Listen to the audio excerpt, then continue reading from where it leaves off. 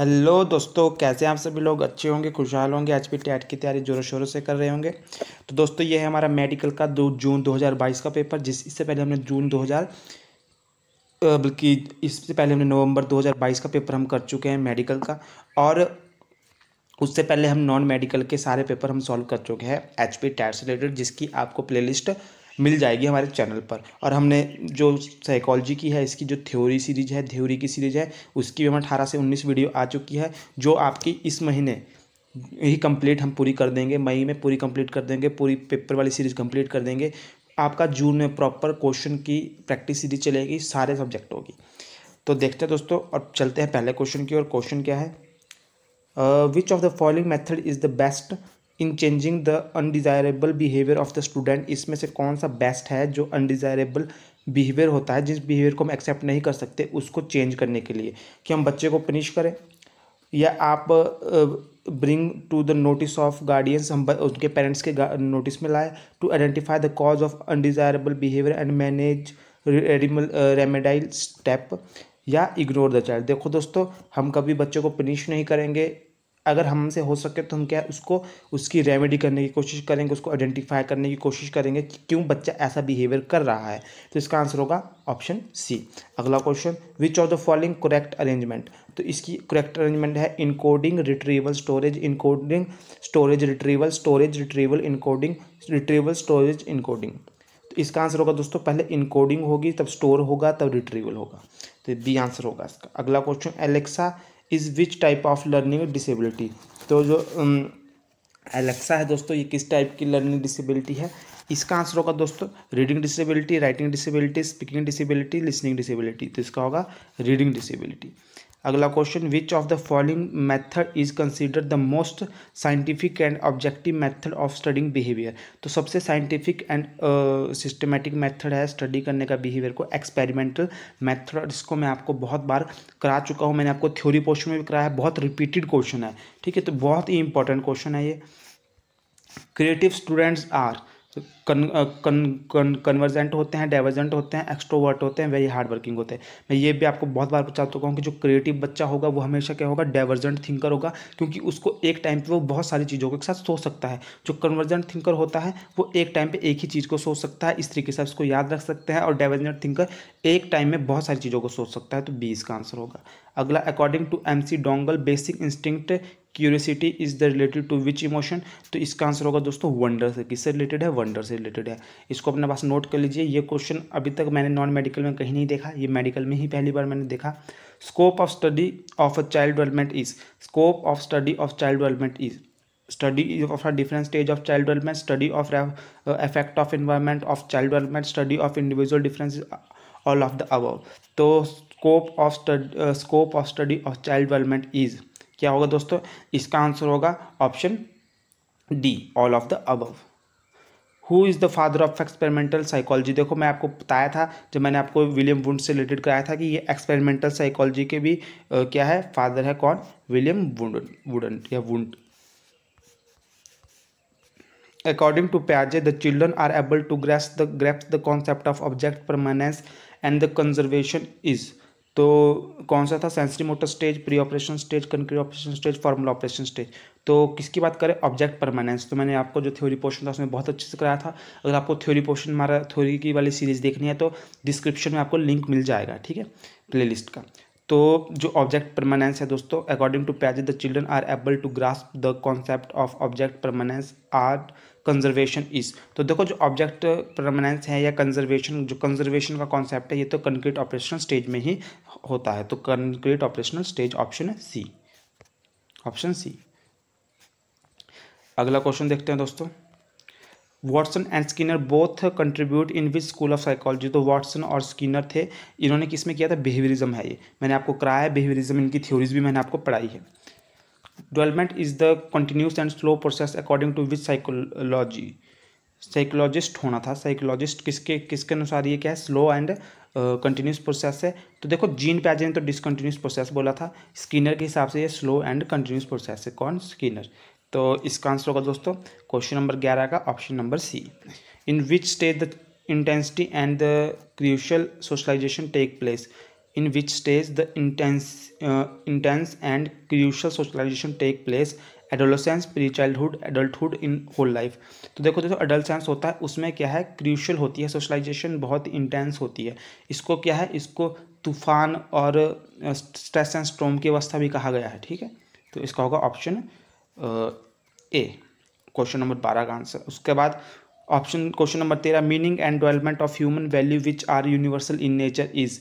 Meaning and development of human value which are universal in nature is, क्या होगा इसका answer? इसका answer होगा option number D, manifestation.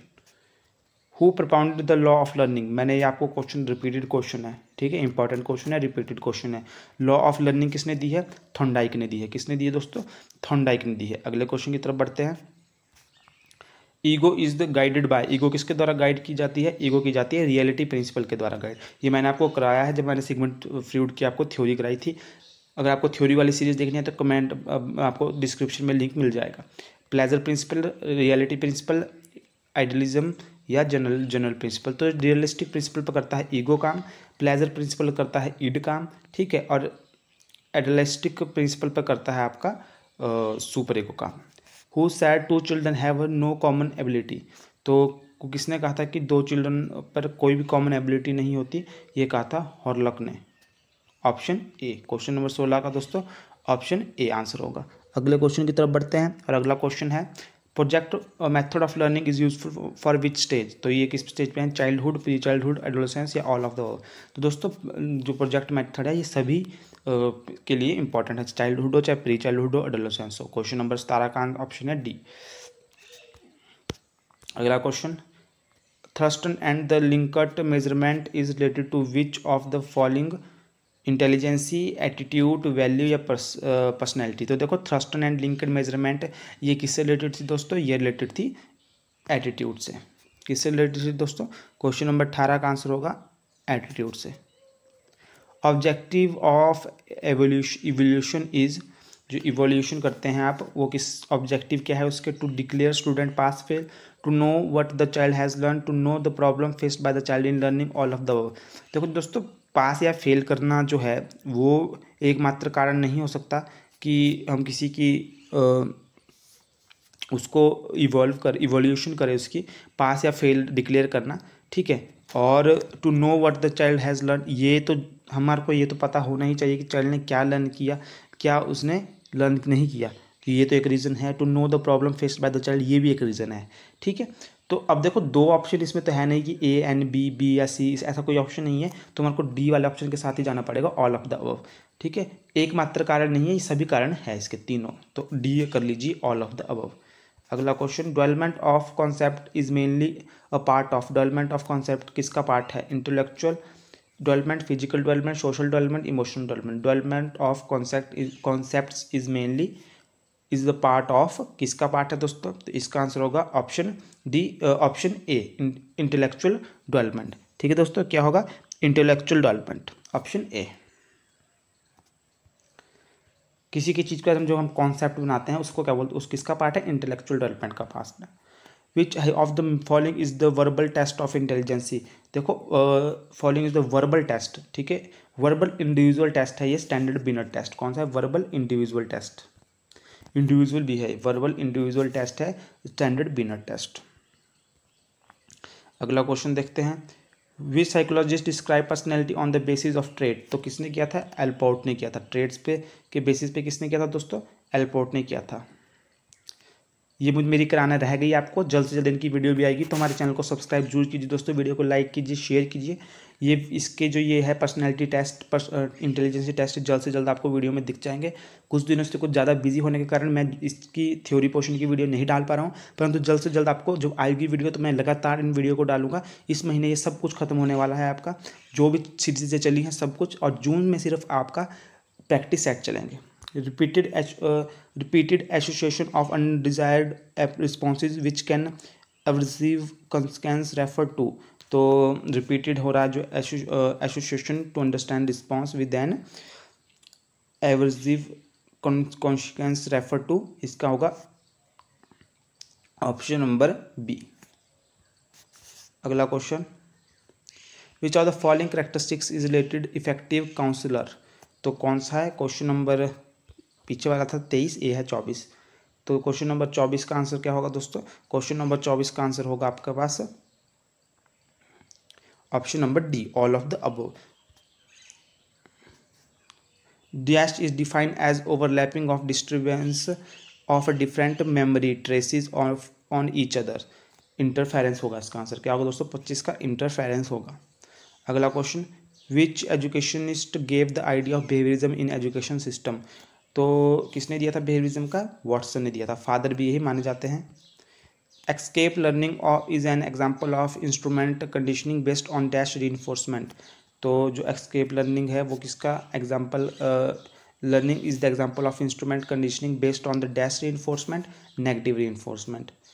Conditioning cognitive theory for the treatment of depression was proposed by Aaron Beck. किसने की थी? Option C, Aaron bake.